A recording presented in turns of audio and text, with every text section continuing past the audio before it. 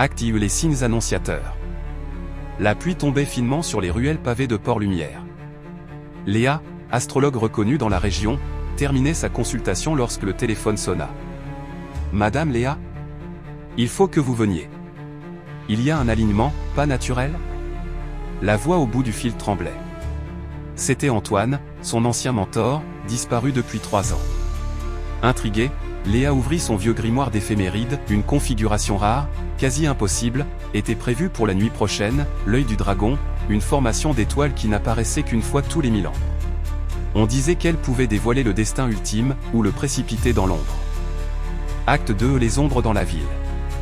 En traversant le marché nocturne, Léa eut l'impression d'être suivie. Une silhouette encapuchonnée disparaissait à chaque fois qu'elle se retournait. Les habitants semblaient nerveux, des horloges s'arrêtaient net, des animaux hurlaient sans raison. Chez Antoine, l'ambiance était lourde. Des cartes célestes couvraient les murs, et au centre trônait un vieux télescope tourné vers l'est. L'œil du dragon revient, Léa. Mais cette fois, quelqu'un essaie de l'utiliser. Utiliser ? Pour ouvrir la porte noire, une faille entre les mondes. Acte 3, la prophétie. Antoine lui montra un ancien manuscrit, 12 signes du zodiaque gravés autour d'un cercle sombre. Chaque signe était lié à un rituel.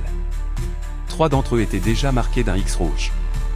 3 rituels ont été accomplis, il en reste 9.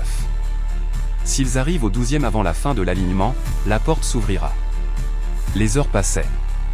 Des accidents étranges frappaient des personnes correspondant au signe barré, un taureau retrouvé inconscient près du port, un scorpion tombé d'un toit, un lion disparu. Chaque événement coïncidait à l'heure exacte où l'étoile du signe brillait le plus fort. Acte 4, la chasse aux étoiles. Léa et Antoine décidèrent de protéger les 9 signes restants. Mais la silhouette encapuchonnée semblait toujours avoir une longueur d'avance. Une nuit, alors qu'ils surveillaient un jeune Sagittaire, la silhouette attaqua. Léa se jeta sur elle et arracha sa capuche. C'était Camille, une ancienne élève de l'Académie astrologique, bannie pour avoir pratiqué la lecture inversée, une forme interdite d'astrologie capable de manipuler le destin. Vous ne comprenez pas. L'œil du dragon n'apporte pas la destruction, mais la libération. Ses yeux brillaient d'une lueur irréelle. Acte VE, l'alignement final. La dernière nuit, le ciel s'illumina d'un bleu métallique. Les étoiles formèrent un iris parfait, l'œil du dragon. Au sommet du phare de Port-Lumière, Camille traçait le dernier cercle runique.